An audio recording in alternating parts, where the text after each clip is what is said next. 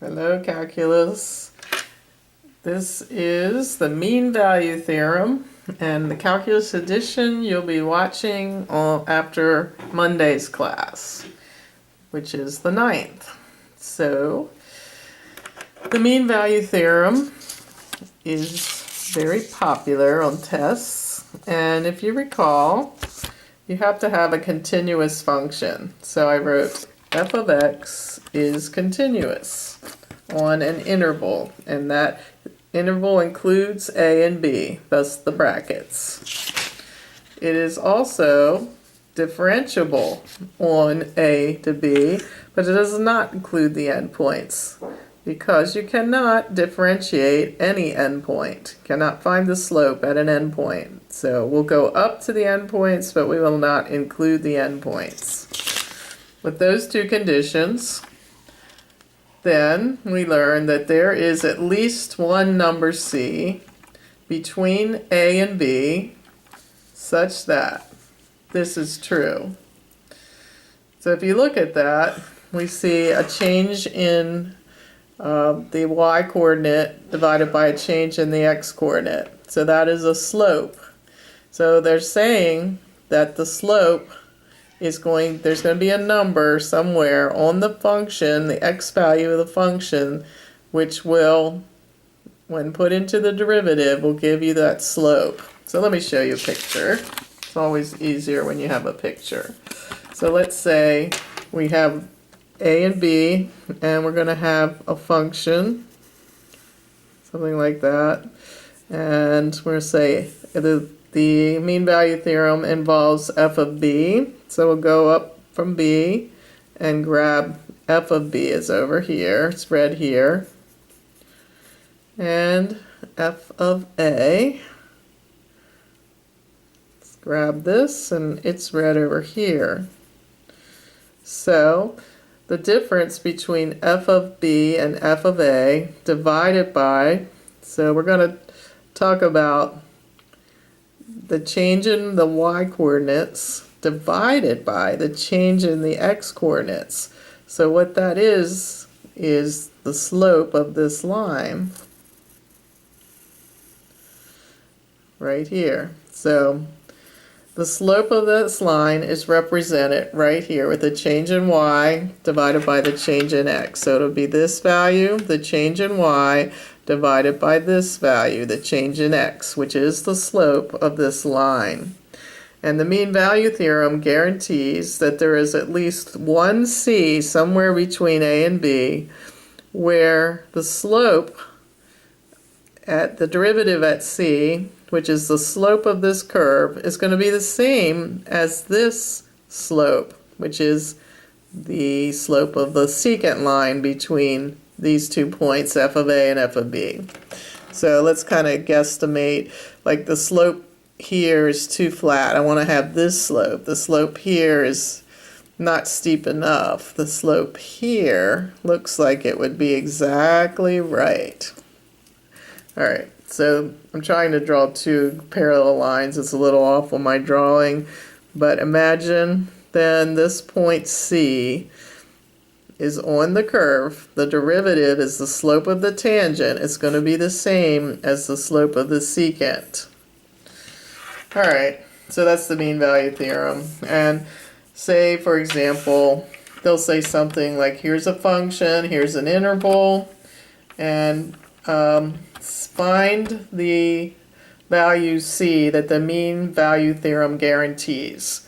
So you don't have, the mean value theorem has nothing, says nothing about finding c. It is an existence theorem, and it just says that the value exists. So we're going to have to use our brains and previous training to find c. So on this function, we're going to have to find f of, this is my a, this is my b. I notice that it's a polynomial, so it is continuous and differentiable, a and b. So I want f of 2 and f of minus 2. Just like the mean value says, f of b, in this case 2, minus f of minus 2, divided by 2 minus minus 2. So I put that all down right there, and I put through 2 into this function, 2 cubed minus 12 times 2, and then I threw negative 2 into negative 2 cubed minus 12 times negative 2. And on the bottom is b minus a. Alright, so when I simplified that, it's my work, it came down, still working on simplifying it, it came down to minus 8. So you can take the time if you care to figure out that it is minus 8. And that is the derivative. So what I did with the minus 8, I found this side. So now I have to think of a value for c. When I put it in the derivative of f, it also is minus 8. It must be there. The mean value theorem guarantees it. So I took the function and I took its derivative and I set it equal to minus 8. Here's the derivative of the function. The derivative set to minus 8.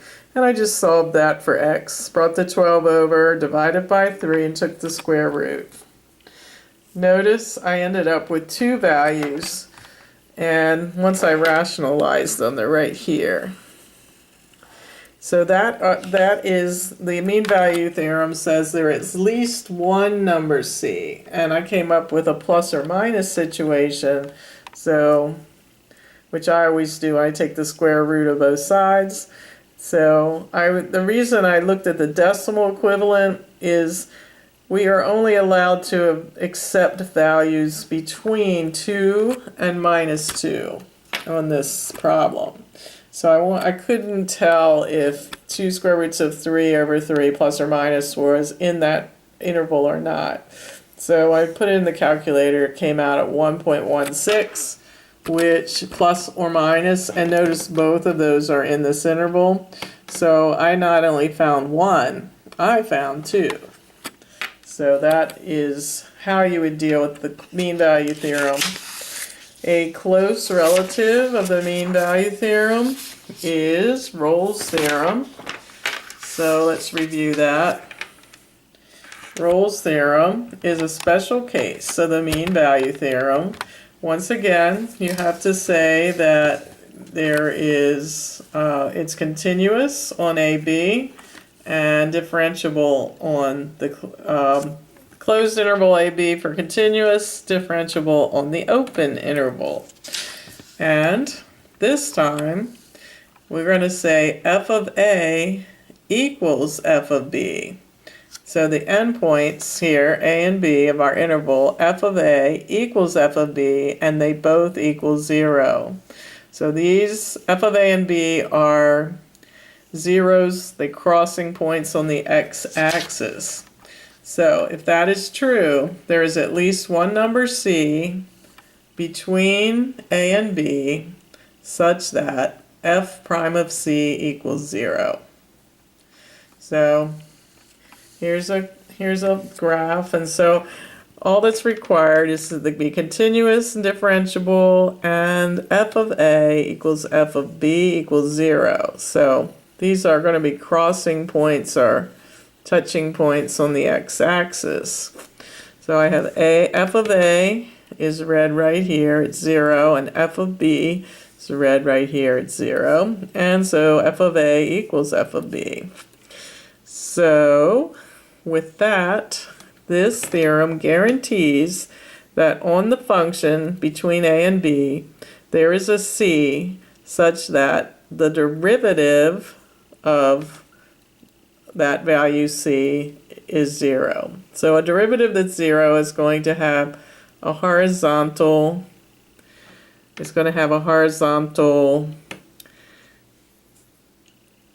line for a tangent. So right there is our c. The tangent line is horizontal, and there is our c. So in theory, so let's do a specific one. Oops. I'm missing my specific one. Where did it go? Oh well. I don't think you'll I don't think you'll hurt from not seeing a specific one because it works very, very similarly to mean value theorem. So make sure that's continuous and differentiable and that f of a, and put a into the function, b into the function, and they should both come out 0. Then you can take the derivative of the function and set that value equal for 0, solve here for x, and we'll call that x value c. Alright, you can do it. Alright, sorry, I thought I had all my ducks in a row. Alright, let's look at our last topic for tonight, and that is related rates. So there's one application of the derivative that we should practice, and I'll just show you one because it could come, there's so many different ones that we could investigate. So we'll practice a few of those to bring it back. So this one we have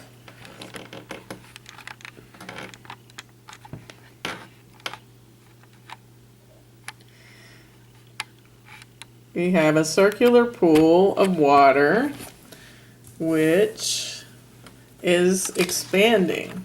So imagine a circle. So we're filling up water in the pool and it's expanding. So it's going out in all directions.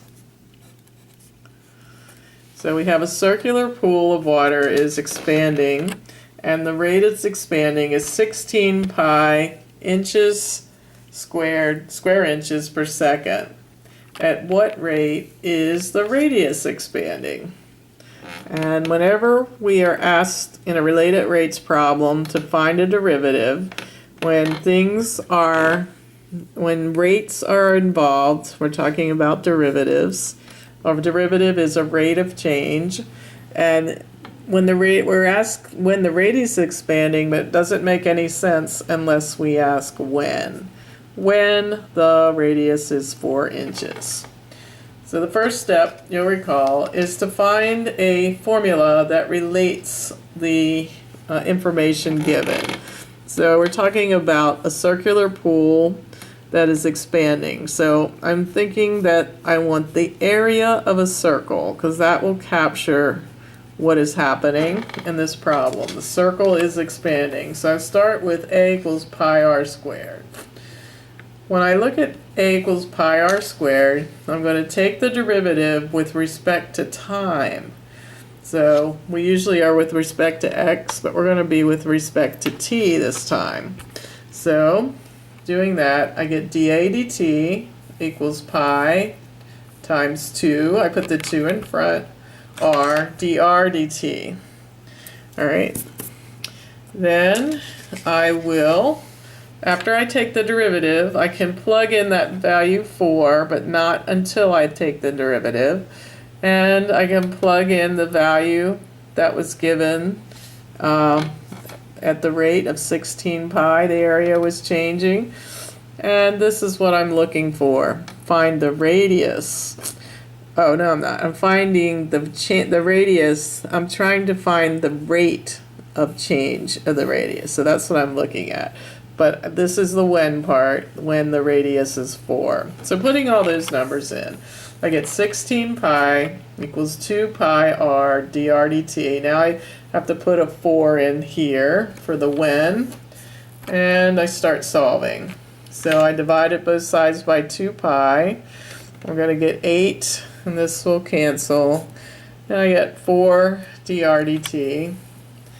And divide both sides by 4, and I get 2 dr dt. So the change in radius with respect to time, which is what I've been asked, is 2, and it's going to be a velocity inches per second. All right.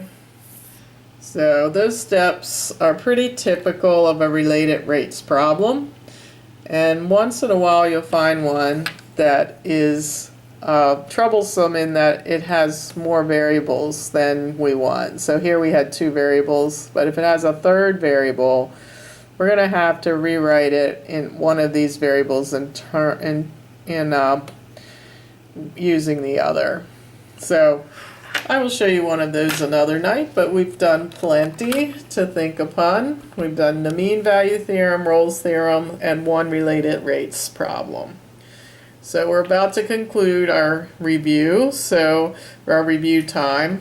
So today is Monday. We'll probably be finished on Wednesday and start our new material on Thursday. All right, so that's it for today's talk. So have a good day or evening, and I'll see you soon. Bye-bye.